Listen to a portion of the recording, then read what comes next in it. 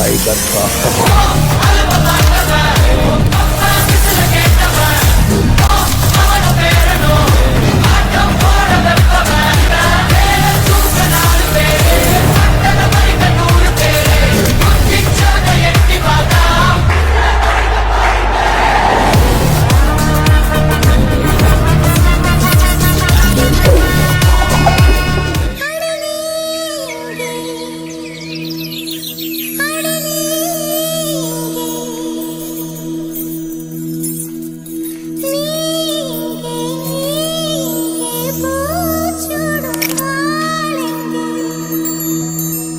அவன் நடந்து வரலாம், மிதந்து வரலான்னு கூட தெரியாது.